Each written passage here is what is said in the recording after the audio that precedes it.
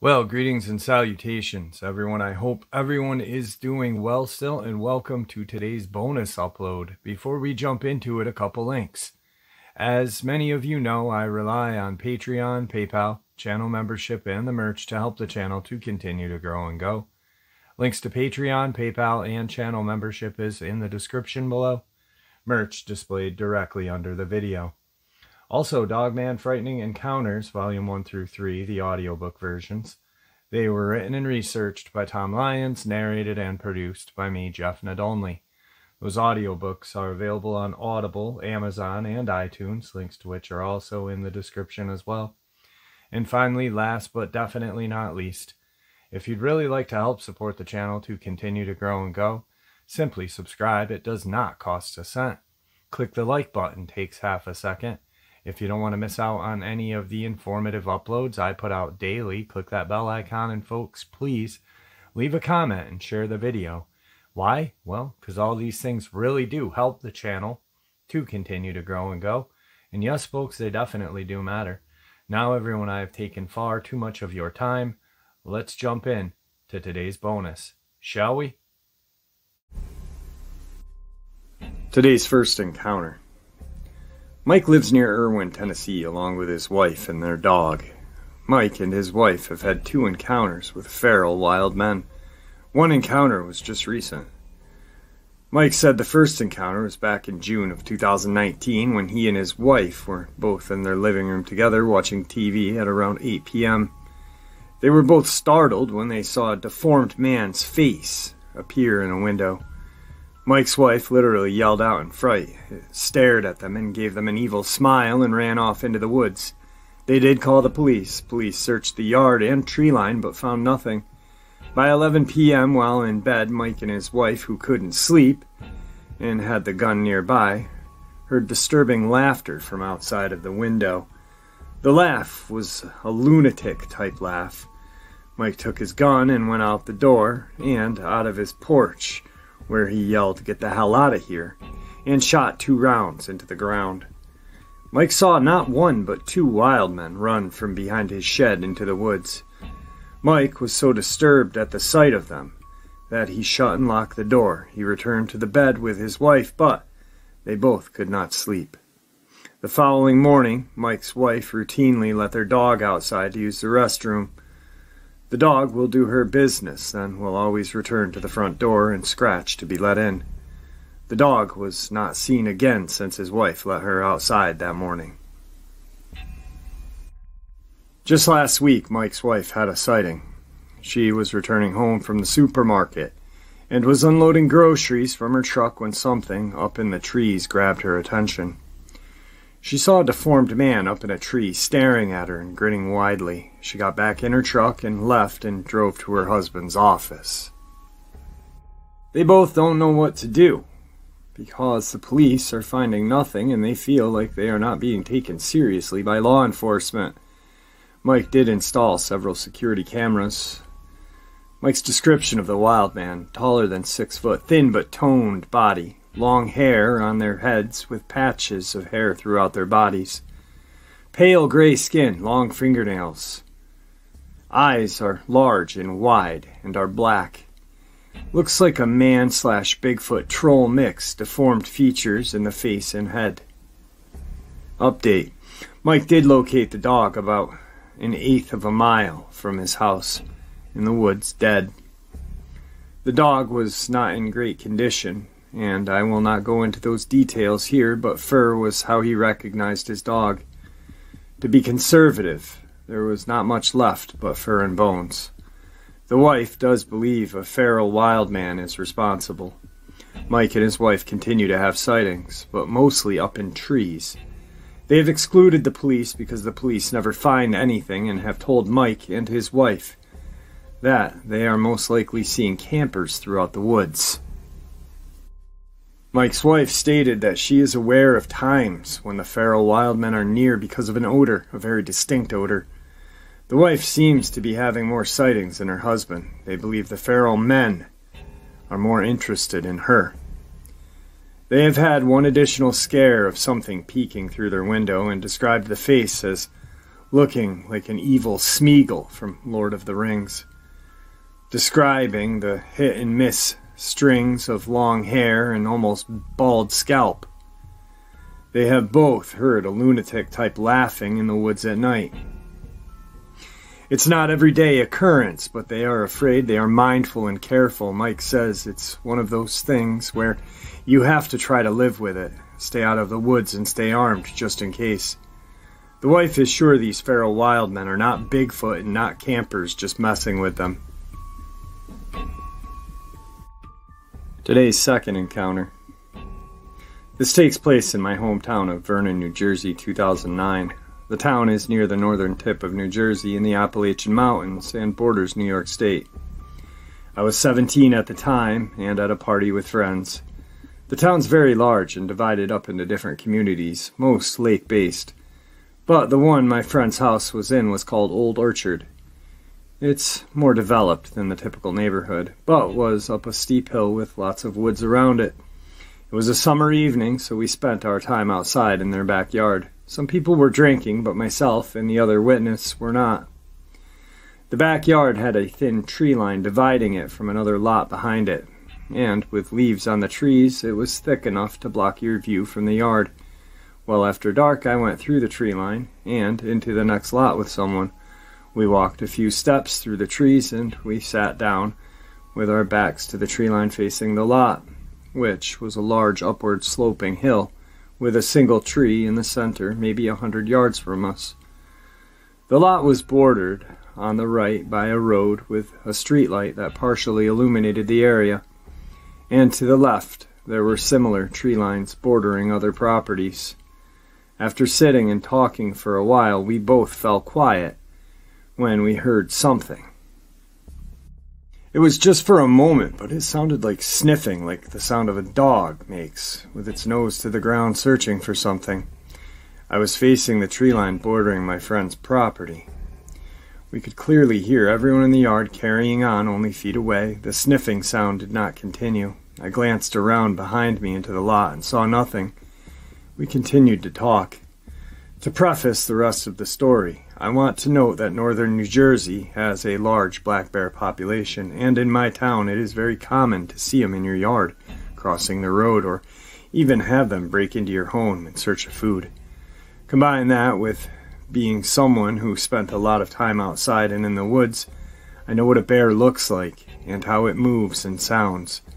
And I know what other large predators are in the area, and what I saw was none of these things.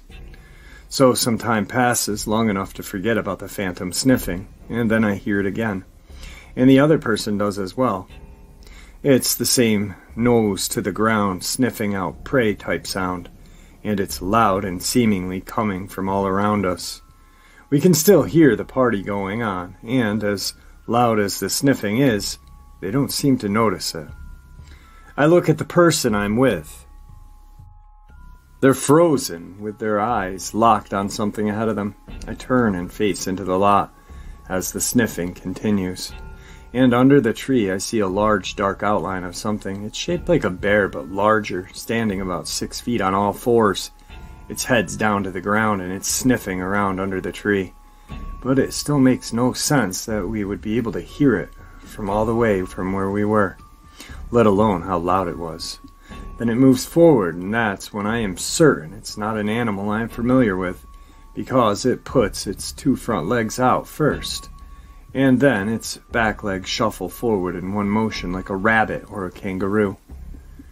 I didn't watch for very long, but enough to see it keep shuffling forward like that for a few more times. The whole time its head is to the ground, sniffing as loud as it's breathing in our ears. Again, it was only bright enough to see the silhouette, but it appeared to have fur. I had a strong feeling that it could feel me looking at it, and if I kept watching it, it would notice me. And I did not want that to happen. The person and I locked eyes, grabbed each other's hands, and bolted back to the yard.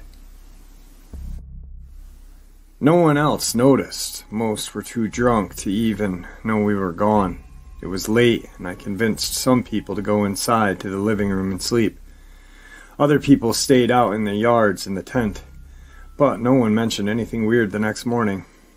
We didn't tell anyone what had happened during the party, and the reason the other witness is someone, and not my friend, is because they were really just an acquaintance I met and was trying to hook up with. I never saw them again. I don't even know their last name. I want to contact them and ask them about it. And we didn't speak of it to each other while at the party either.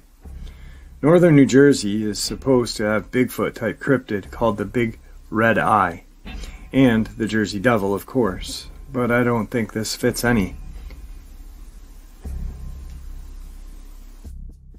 I've had a lot of paranormal experiences in my life, but this is the only cryptid type I've ever had. I don't know what it was, but I got a distinct feeling it was something that I was not supposed to see. Today's third part of the upload.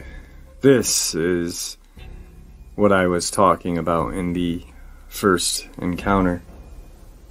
Feral humans, categorized into three basic types. First, the existence of people who have mental transformations in the woods and have entered an animal-like state, which has been documented. Second, people who have been raised from birth in the wild as feral humans in North America, specifically Appalachia. Third, people who deliberately choose this lifestyle. Further, we are convinced that a certain percentage of these so-called Bigfoot sightings are actually these feral humans, or persons in near feral state.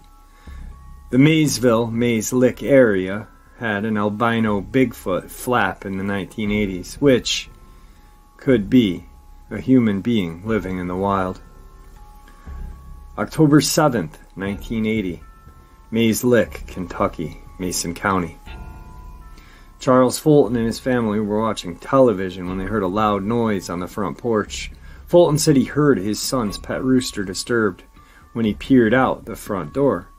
He saw a white, hairy creature with pink eyes that must have weighed 400 pounds and was about 7 feet tall. The creature was holding the rooster by its neck and then threw it against the side of the house. It then proceeded around back of the house into a vacant lot. Fulton claimed to have grabbed his .22 pistol and fouled the intruder, fired at the creature twice as it ran out of sight. Fulton believes that the lights coming from his porch and living room may have frightened the creature, and that is why it seemed to go on a rampage. Fulton said that this white hair was real long, much like a horse's mane. He also stated that the creature was man-like, except the eyes were like that of an animal. November 5th, 1980, Mason County, Kentucky, west of Maysville on US 68. Mr. Noble Clay, an Alabama truck driver, was hauling steel west on US Route 68. When he saw a figure on the opposite side of the highway, he slowed his vehicle and turned on his high beams, thinking that it was a hitchhiker. When he approached the figure, he was shocked to see an enormous humanoid creature with white hair. After this encounter, he contacted locals on CB Channel 22 to see if there was a zoo or circus in the area. He thought that possibly an ape had escaped. When police were called to investigate, they took Clay's statement and filed a report. He stated to the police that he had never been to this area before and knew nothing about alleged Bigfoot reports. The police believed that Clay was serious on what he reported. This incident was on file with the Maysville, Kentucky Police Department. Summer of 1985, Estill County, Kentucky. After local residents began reporting a man-like figure prowling in the woods near their homes, Bigfoot rumors began circulating like wildfire in the area. Police combed the wilderness in the area and apprehended name withheld a native of Irvine, Kentucky, who had been on the missing persons list for 3 years, according to reports. He was naked but covered with mud and foliage to the extent that vines and moss and lichen were actually growing in his hair and on his body. He was in a completely animal-like state, could not and would not speak English, and had to be forcibly subdued. He was taken to Patty A. Clay Hospital in Richmond. We have no further reports on his recovery. The spring of 1990, Red River Gorge near Slade, Kentucky in Powell County. An author encountered a face-to-face in the wilderness near Cloud Splitter Rock. An adult 30s Caucasian male walking in the woods naked but covered with mud, leaves, and vines, which were matted into his hair and beard as well, giving him an almost absurd swamp thing appearance. He walked with a hunched, ape-like gait. He spotted moments after I spotted him, and we stared at each other for what seemed like an eternity. Finally he turned and fled. His eyes seemed to show some intelligence, but he was still extremely animal-like and seemingly unable to speak. I made no effort to follow him. The similarities between this case and the ones above are striking.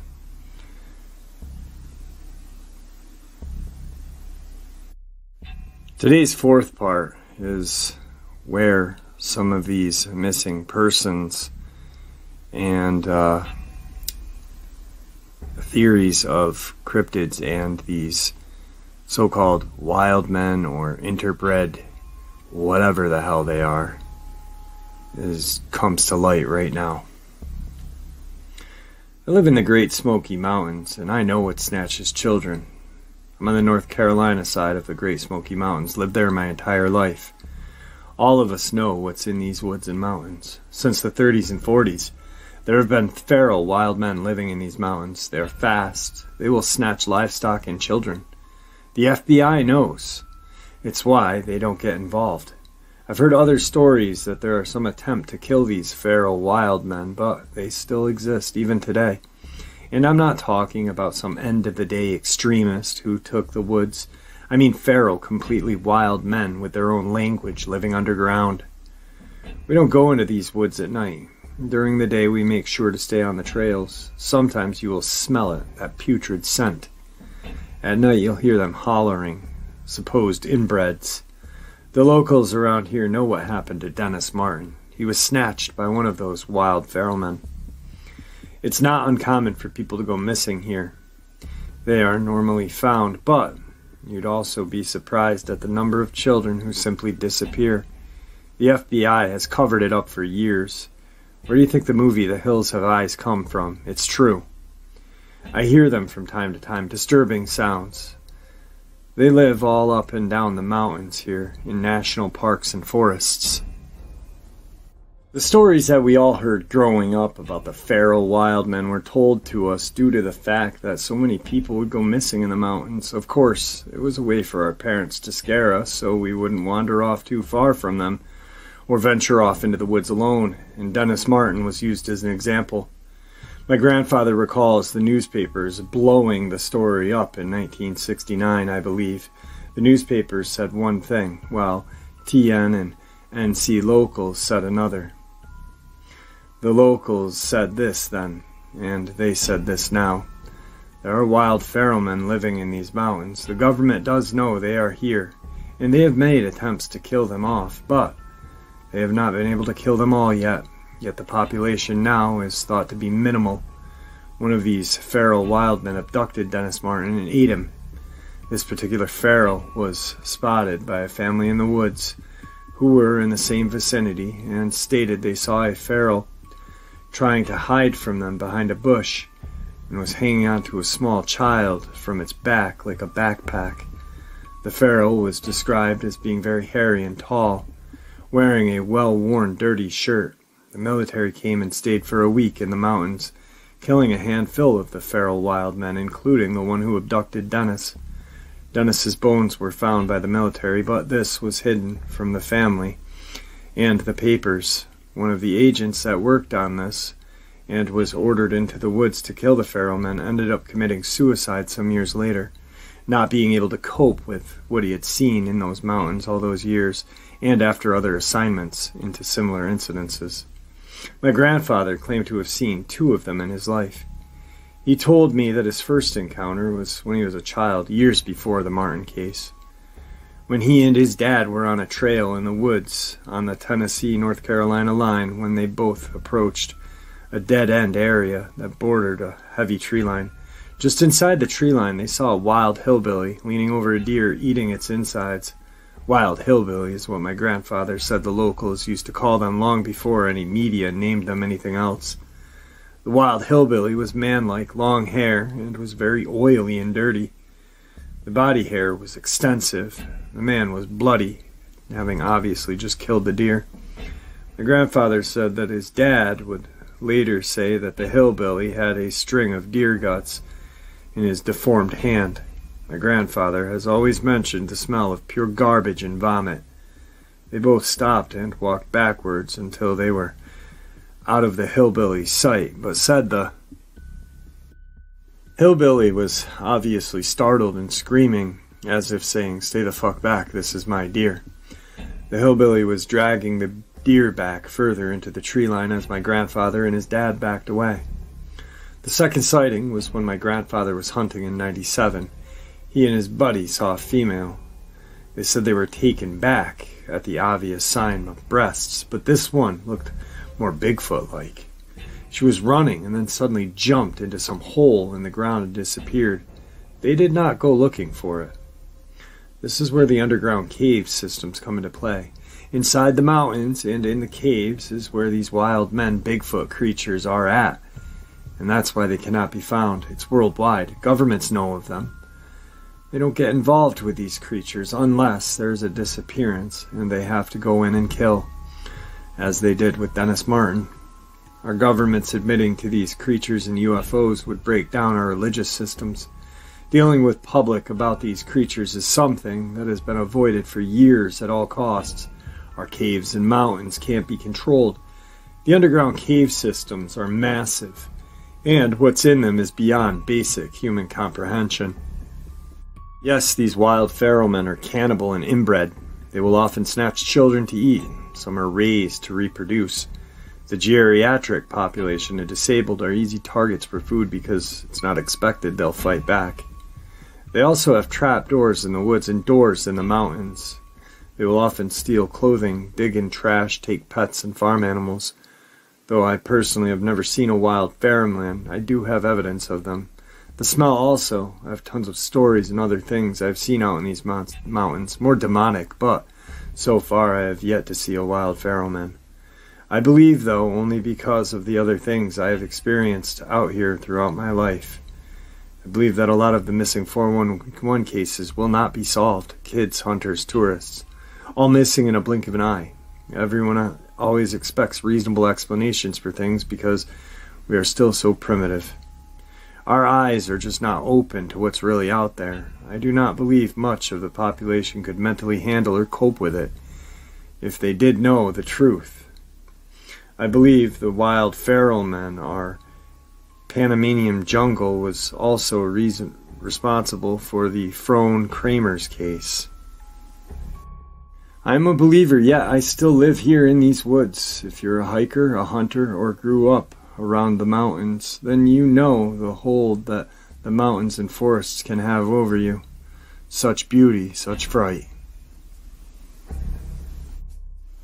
Today's final encounter. I went on a family vacation to the Great Smoky Mountains. I'm not sure what month it was, but in the spring. We'd been there a few days, exploring just everywhere. This is something we have done every year, but this year it turned out to be very different. It was the day before we were about to leave and head back home. My dad decided we would all take a walk down the trails and streams. We were at Deep Creek Loop Trail. My dad had taken his fishing pole. Dad, Mom, my brother, and myself were walking by the stream. My brother and I kind of walked away from the stream a little ways off the trail into the woods. I'm not sure how far from my parents. I do know I couldn't see them anymore. I don't remember if my brother or myself saw it first. From a side view, my first thought was an animal because of the movement in the trees. So being very quiet, we stepped to the side by the tree to hide and be able to watch it. What I thought was an animal was indeed not. It heard us and turned toward us. What I saw was horrifying. It was bent over, devouring a dead animal, possibly a deer. It was tearing its guts out and eating it. It had bloody hands, face, and chest. I saw enough to know this was not an animal, but dear God, it was not a man either. It had blood, flesh hanging from its mouth and hands. It had a large forehead that looked like it had knots. It was very hairy, but not as hairy as a bear or Bigfoot, and between the blood and skin looked dirty. It was a deformed man. We were so scared my brother took off, running first, then I followed. I turned just for a second to see if it was coming after us. As I was turning to run also, it took off running the other way. It didn't stand totally straight up, but I could tell it was a male. By what I saw, it was at least 6 feet tall, may have been even taller. Since he didn't stand straight, it was hard to tell. He was pretty thick, but still very skinny and deformed. What got me was how it looked like a human man and a creature mix. I could also smell an odor that was like flesh and garbage. We ran back to my parents and told them. My dad at first thought we might have been trying to pull a prank on him. He played along and walked back to where he had come from. A minute later, he came back and said, "We have to go now." His face was pale, like he had lost all his color. We went to a ranger and told him everything. He said he was going to call another ranger, and they would look into it. They thanked us as we drove off. That was our last visit there. I had nightmares for a while, but never spoke of it to anyone. I still don't know what we saw, but this was a man that was mixed with a monster. Well, there you have it, folks. If Bigfoot and Dogman and crawlers aren't terrifying enough, feral human. I definitely do not ever want to run into a feral human. One, because how do you defend yourself? And if you accidentally or have to protect yourself and blast one of these things down, is it a human? How does the law look at it? You know, who knows? Anyway, I hope you all enjoyed this as much as I enjoyed sharing it with you. I'd like to thank you all for supporting the channel. It is your support, after all, that keeps the channel growing and going. And honestly, what gives people a chance and a place to share their experiences and theories judgment-free? Just simply treated with the respect that we all deserve. Thank you. Everyone stay safe, happy, healthy, and ever vigilant, keeping an eye on our children, pets, family, and friends. These creatures are real. They are out there and dangerous. Share this information with the people you love and care about, and it may just help save their lives someday. Until next time, never stop asking questions, never stop searching for the truth, and God bless.